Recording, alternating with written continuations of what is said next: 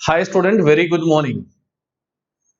आज के लेक्चर में हम सॉल्यूशन चैप्टर के लास्ट टॉपिक की बात करने वाले हैं, जिसका नाम वेन हाफ फैक्टर है। कई सारे लोगों ने मुझे मैसेज करके कहा कि सर आप वेन हाफ फैक्टर अपलोड कर दो, इसलिए मैं वेन हाफ फैक्टर अपलोड कर रहा हूं। जो भी टॉपिक आप लोग को जरूरत है मुझे बता देना, मैं अपलोड कर दूंगा। स्टूडेंट, वेन हाफ फैक्टर जब आपको चारों कोलिगेटिव प्रॉपर्टीज अच्छे से आ जाएं तो ही आप पढ़ सकते हो when half factor. When half factor आपसे कभी थ्योरेटिकली नहीं पूछेगा, जब भी पूछेगा तो न्यूमेरिकली पूछेगा वेन हाफ फैक्टर क्या है।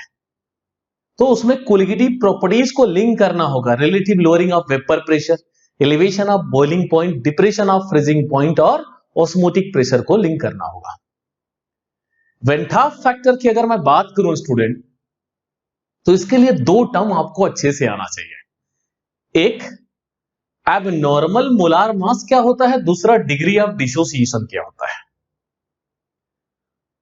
तो पहले हम डिग्री ऑफ डिसोसिएशन समझ जाते हैं, फिर एबनॉर्मल मोलार मास समझेंगे। डिग्री ऑफ डिसोसिएशन को स्टूडेंट अल्फा से रिप्रेजेंट किया जाता है। इसका मतलब होता है कि कितने नंबर ऑफ मॉलिक्यूल हमने डिसोसिएट किया है, नंबर ऑफ मॉलिक्यूल डिसोसिएटेड, ठीक है, upon total number of molecule dissolve. कितने मॉलिक्यूल हमने डिसॉल्व किया है। नहीं समझ में आया? सबसे पहले यहां पर नंबर ऑफ मोल्स की बात कर देता है। यहां मॉलिक्यूल मैंने लिखा, वहां लिखा रहता है नंबर ऑफ मोल्स डिसोसिएटेड, ऐसा लिखा रहता है student, dissociated. Number of moles मैंने पहले भी पढ़ा दिया है। नंबर ऑफ मोल्स फॉर्मूला होता है वेट अपॉन मोलार मास या मास अपॉन मोलार मास होता है। मोलार मास दो तरीके से लिखा जाता है, वेट अपॉन मोलार मास लिखो या मास अपॉन मोलार मास लिखो। कुछ जगहों पर small M by capital M ही लिखा रहता है, mass upon molar mass. H2O के केस में अगर मैं बात करूं, H2O अगर 18 ग्राम लेता हूं, कितना ग्राम लेता हूं, तो वेट कितना हो गया 18 ग्राम, 18।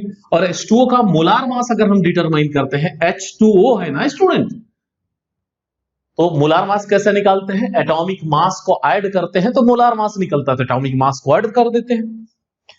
कितना H है, H का 1, 2 H है, 2, ऑक्सीजन का 16, टोटल मिला के कितना हो जाएगा 18 हो जाएगा स्टूडेंट। तो यहां सब्स्टिट्यूट कर दो, 18 डिवाइड बाय 18 यानी कितना आ गया 1। Number of moles 18 gram H2O कितने मोल होते हैं 1। तो इस तरह से हम नंबर ऑफ मोल्स डिटरमाइन करते हैं। एक बात का और ध्यान रखिए, यहां पर number of molecule dissociated, suppose that हमने 10 मॉलिक्यूल डिसोसिएट करने के लिए डाल दिया। टोटल नंबर ऑफ मॉलिक्यूल मैंने कितना डाला 10, उसमें से 10 के 10 डिसोसिएट हो गए, आयन बना लिया, आयोनाइज हो गए 10 के 10, तो डिसोसिएट हो गए। डिवाइड करेंगे, आंसर कितना आएगा 1। या 10 में से 9 डिसोसिएट हुए तो अल्फा की वैल्यू अप्रॉक्स टू 1 आएगी। 8 डिसोसिएट होंगे तो अप्रॉक्स टू 1 आएगी। तो ऐसी चीजों को हम स्ट्रॉन्ग इलेक्ट्रोलाइट कहते हैं, जिसका डिग्री ऑफ डिसोसिएशन या तो 1 हो या तो 1 के लगभग आए, उन्हें हम क्या कहते हैं, स्ट्रॉन्ग इलेक्ट्रोलाइट। और जो डिसोसिएट ही ना हो उसे कहते हैं नॉन इलेक्ट्रोलाइट। अगर स्टूडेंट दूसरा इसमें से 2 ही डिसोसिएट हुआ, टोटल कितना हमने डाला 10, आयोनाइज 2 ही हुआ, तो क्या हो जाएगा आंसर 2 1 2, 2 5 10, 5 से डिवाइड करोगे 0.2, 1 से बहुत कम है। ऐसे इलेक्ट्रोलाइट को हम वीक इलेक्ट्रोलाइट कहते हैं। तो डिग्री ऑफ डिसोसिएशन का मतलब समझ में आ, number of molecule dissociated to the total number of molecule. Upon का मतलब रेशो बोलो, the ratio of number of molecule dissociated to the number of molecule dissolve are called degree of dissociation, जिसको हम किससे यूज करेंगे, alpha से। When half factor में इसका हम यूज करेंगे। अल्फा क्या है समझ में आ गया। दूसरा वर्ड हम समझेंगे एबनॉर्मल मोलार मास। तो चलिए देखते हैं एबनॉर्मल मोलार मास क्या होता है। तो स्टूडेंट, एबनॉर्मल मोलार मास क्या है और एबनॉर्मल क्यों होता है। तो एबनॉर्मल होने के दो कारण हैं, एक एसोसिएशन, दूसरा डिसोसिएशन। मॉलिक्यूल का या तो एसोसिएशन होता है या तो डिसोसिएशन होता है, इन दोनों कारणों से जो मोलार मास या मॉलिक्यूलर मास है वो एबनॉर्मल हो जाता है। तो एबनॉर्मल होने की वजह से जो कोलिगेटिव प्रॉपर्टीज है वो भी एबनॉर्मल हो जाती है। समझ में आया? अब एबनॉर्मल क्यों होता है पहले ये समझ लेते हैं, उसके बाद ये डिसोसिएशन क्या है, एसोसिएशन क्या है, इसको समझते हैं। सपोज दैट स्टूडेंट, हमको एक घर बनवाना है, ये घर बनवाना है हमें, तो सबसे पहले हम किसके पास जाएंगे? कॉन्ट्रैक्टर के पास। कॉन्ट्रैक्टर से कहा ऐसा ऐसा है, ऐसा ऐसा बनवाना है। उसने कहा कि 10 लाख रुपीस लगेंगे सर, 10 लाख में हम बनवा देंगे घर आपका, जैसा आप बोल रहे हो। डन हो गया, मैंने उसको 10 लाख रुपीस दे दिया। जब हमने घर चालू किया तो क्या आप बताओ 10 लाख ही लग सकते हैं या उससे कम या उससे ज्यादा लग सकते हैं? कम और ज्यादा हो सकते हैं ना। कहीं हमने विंडो और खुलवा दिया, नहीं नहीं यार यहां से लाइट आएगी अच्छा रहेगा, यहां से अच्छा रहेगा, वास्तु अच्छा है, ये है वो है, ऐसा बोल दिया, तो या तो पैसा बढ़ भी सकता है घट भी सकता है। समझा? ऐसे कोलिगेटिव प्रॉपर्टीज अगर नॉन इलेक्ट्रोलाइट के लिए बात करें, नॉन इलेक्ट्रोलाइट मैंने अभी बता दिया जिसका डिग्री ऑफ डिसोसिएशन कितना हो, 0 हो, वो डिसोसिएट ही ना हो। नॉन इलेक्ट्रोलाइट के लिए उसका थ्योरेटिकल और ऑब्जर्व, थ्योरेटिकल मतलब जो हमने, ये थ्योरेटिकल वैल्यू है, 10 लाख उसने बोल दिया, थ्योरेटिकल वैल्यू। ऑब्जर्व वैल्यू जो कहलाती है स्टूडेंट, जिसको हम एक्सपेक्टेड वैल्यू भी कहते हैं, जब हम वो करते हैं उसके बाद जो आता है आंसर, जैसे बिल्डिंग बनाए अब कितना खर्च हुआ, वो हमारा प्रैक्टिकल वैल्यू या ऑब्जर्व वैल्यू या एक्सपेक्टेड वैल्यू हम ऐसे नाम देते हैं उसको। समझ में आया? तो ऐसे हमने सोचा कि इतने मॉलिक्यूल डिसोसिएट होंगे, इतने आयन बनेंगे, उससे ज्यादा भी बन सकते हैं, उससे कम भी बन सकते हैं ना, जिसकी वजह से कोलिगेटिव प्रॉपर्टीज क्या हो जाती है, एबनॉर्मल हो जाती है। तो एबनॉर्मल होने का रीजन समझ में आया?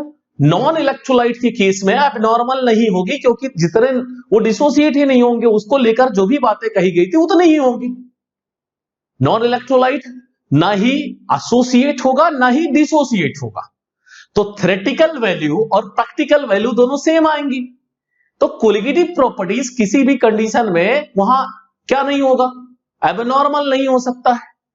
लेकिन अगर इलेक्ट्रोलाइट है तो उसके अंदर दो काम हो सकते हैं, या तो एसोसिएशन होगा या तो डिसोसिएशन होगा। एसोसिएशन क्या होता है स्टूडेंट, हमने कुछ अमाउंट ऑफ सोल्यूट डिसॉल्व किया और हमने एक वैल्यू सोचा कि इतने आयंस बनाएगा, इतने मॉलिक्यूल है, ये है, हमने सोच लिया। लेकिन जब हमने डाला तो सोचा था कि 10 मॉलिक्यूल डाला है, अब वो 10 मॉलिक्यूल ऐसा कुछ किए कि वो 5 मॉलिक्यूल 6 मॉलिक्यूल में कन्वर्ट हो गए, आपस में जुड़ गए, नंबर ऑफ मोल्स वहां कम हो गया। कम क्यों हुआ? आपस में जुड़ने की वजह से। जैसे हमने एसिटिक एसिड डाला, ये एसिटिक एसिड डाल दिया हमने, कितने डाले? 2 एसिटिक एसिड डिसॉल्व किया, तो हमने सोचा सॉल्यूशन में अब 2 मोल एसिटिक एसिड होगा क्योंकि हमने 2 मोल डाला है। भाई 2 आयन मिलेंगे ना, 2 आयन किसके मिलेंगे? एसिटिक एसिड के। लेकिन यह आपस में दोनों एसिटिक एसिड जुड़ गए और एक ही मॉलिक्यूल बना लिया। इसे हम 2 मॉलिक्यूल जुड़ेंगे तो इसे कहते हैं डाइमर। 11th ग्रेड में एस ब्लॉक एलिमेंट में हमने पढ़ा था डाइमर होता है। तो 2 मॉलिक्यूल जुड़कर कितने मॉलिक्यूल बना लिए? 1 मॉलिक्यूल बना लिए। ऐसे 3 मॉलिक्यूल जुड़कर अगर 1 मॉलिक्यूल बनाते हैं तो उसे हम ट्राइमर कहते हैं। मॉलिक्यूल कितने हैं? 2 मॉलिक्यूल डाला था, सोचा था 2 मॉलिक्यूल जाएंगे, ऐसा इफेक्ट देखने को मिलेगा। मॉलिक्यूल कितने हो गए? 1। तो मॉलिक्यूल कम हुए या नहीं कम हुए? कम हुए। तो कोलिगेटिव प्रॉपर्टीज एबनॉर्मल होगी कि नहीं होगी? एबनॉर्मल हो जाएगी कोलिगेटिव प्रॉपर्टीज। तो एसोसिएशन की वजह से स्टूडेंट क्या होगी? कोलिगेटिव प्रॉपर्टीज एबनॉर्मल हो जाती है। समझ में आया? एबनॉर्मल कोलिगेटिव प्रॉपर्टीज क्यों हुई? एसोसिएशन हुआ, number of molecule in the solution कम हो गया। ऐसे डिसोसिएशन, सपोज दैट हमने AB करके एक मॉलिक्यूल डाला, एक ही मॉलिक्यूल है AB नाम है उस मॉलिक्यूल का, डाला, हमने सोचा एक मॉलिक्यूल डाला है, जैसे ही हमने उसको डिसॉल्व किया वो A+ और B-, 2 मॉलिक्यूल या 2 आयन में कन्वर्ट हो गया। हमने डाला कितना था? 1। कितने हो गए? 2। क्यों हुआ? क्योंकि वो डिसोसिएट हो गया, आयोनाइज हो गया, आयन बना लिया और हमारे जो एक्सपेक्टेड वैल्यू थी, हमने जो सोचा था उससे क्या हुआ, ज्यादा निकल गई ना। तो कोलिगेटिव प्रॉपर्टीज डिसोसिएशन की वजह से भी क्या हो जाती है, एबनॉर्मल हो जाती है। जैसे आप NaCl डालते हो तो सोचते हो हमने NaCl डाला, लेकिन यह क्या बन जाएगा, Na+ और Cl- आयन में कन्वर्ट हो जाएगा। तो due to dissociation and due to association colligative properties क्या हो जाती है, एबनॉर्मल हो जाती है। कौन कौन से colligative properties, relative lowering of vapour pressure, elevation of boiling point, depression of freezing point and osmotic pressure. कैसे लोअर होती है, चलिए वो भी देख लेते हैं स्टूडेंट। मैंने आपसे वेन हाफ फैक्टर की बात की थी,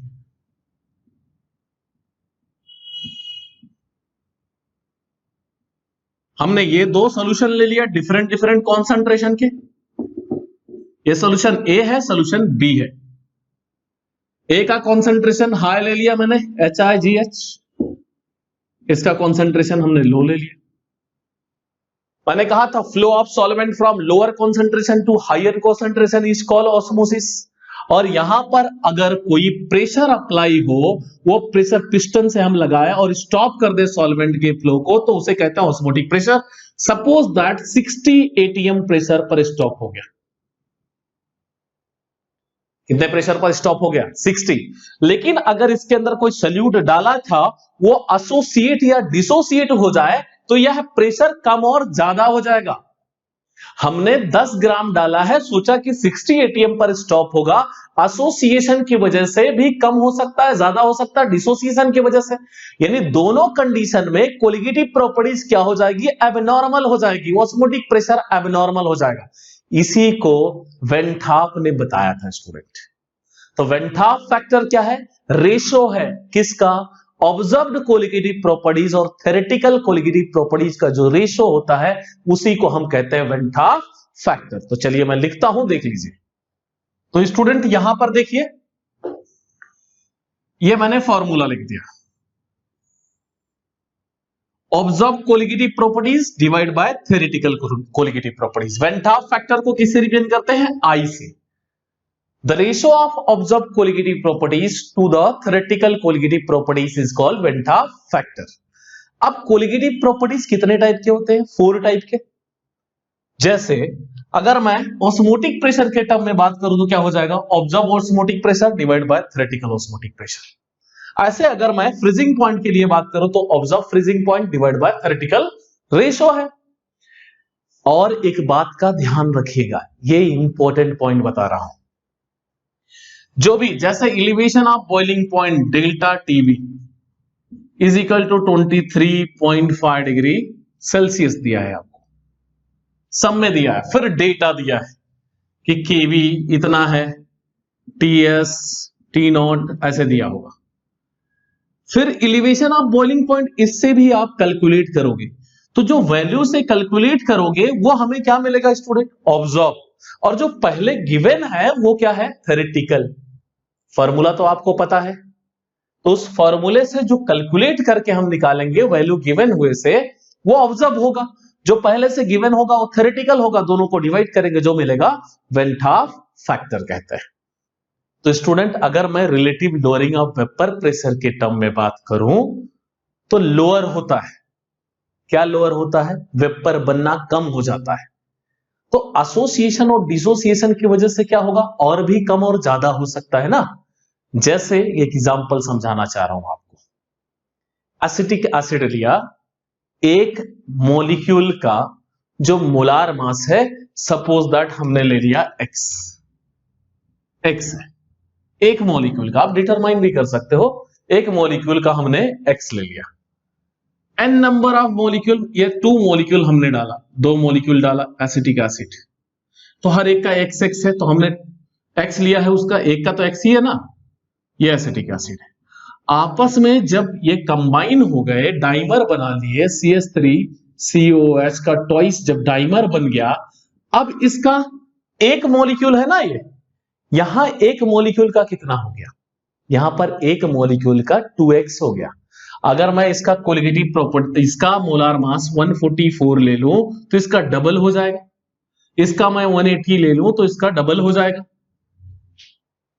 यानी डबल होने की वजह से क्या हुआ, कोलिगेटिव प्रॉपर्टीज तो क्या हो गई, कम हो गई, लेकिन मोलार मास क्या हुआ, इंक्रीज हुआ। तो मोलार मास और कोलिगेटिव प्रॉपर्टीज में एक रिलेशन है। कोलिगेटिव प्रॉपर्टीज हमेशा, कोलिगेटिव प्रॉपर्टीज जो होती है स्टूडेंट, प्रॉपर्टीज यह इनवर्सली प्रोपोर्शनल होती है किसके, मोलार मास के। यह बहुत इंपॉर्टेंट फॉर्मूला है। कैसे हुआ ये आपको समझ में आ गया होगा। क्या हुआ यहां पे, मॉलिक्यूल एसोसिएट हुए, मॉलिक्यूल का मोलार मास तो बढ़ गया, लेकिन कोलिगेटिव प्रॉपर्टीज कम हो गई, तो इनवर्स का रिलेशन है। तो अगर मैं मोलार मास के टर्म में वेन टॉप फैक्टर निकालने की बात कहूं आपको, तो मोलार मास के टर्म में ये उल्टा हो जाएगा। कोलिगेटिव प्रॉपर्टीज इनवर्सली प्रोपोर्शनल है मोलार मास के, तो मोलार मास के टर्म में जो वेन टॉप फैक्टर निकलता है स्टूडेंट, उस कंडीशन में I इज इक्वल टू होता है theoretical molar mass upon observe molar mass होता है स्टूडेंट।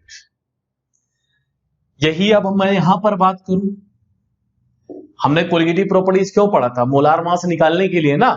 तो मोलार मास निकालेंगे तो यहां भी मोलार मास मिलेगा, तो क्या हो जाएगा, थ्योरेटिकल ऊपर जाएगा, ऑब्जर्व नीचे। लेकिन हम कोलिगेटिव प्रॉपर्टीज के टर्म में बात करें तो क्या होगा, ऑब्जर्व अपॉन थ्योरेटिकल। बस यही है आपका वेन टॉप फैक्टर। न्यूमेरिकली हम देखेंगे इसको। एक छोटा सा क्वेश्चन है, चलिए उसको देखते हैं। तो स्टूडेंट ये एक छोटा सा डेरिवेशन है वेन टॉप फैक्टर पर। हमें degree of dissociation alpha is equal to prove करना है I माइनस 1 N माइनस 1। तो ध्यान दीजिए, एक मॉलिक्यूल है जिसका नाम AN है।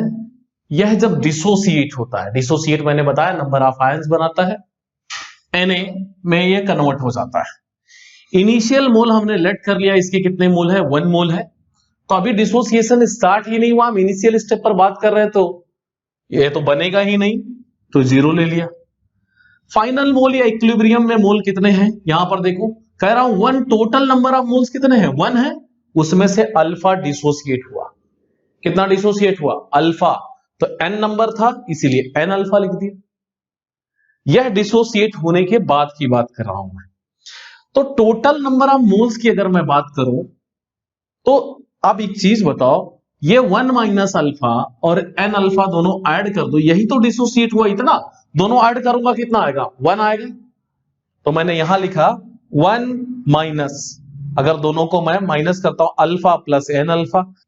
n अल्फा को मैंने यहां पहले लिख दिया, फिर उसी को मैंने अल्फा अल्फा दोनों में कॉमन ले लिया, तो क्या हो गया, अल्फा माइनस n। ध्यान से देखो, यही तो है, डायरेक्ट भी लिख सकता था मैं।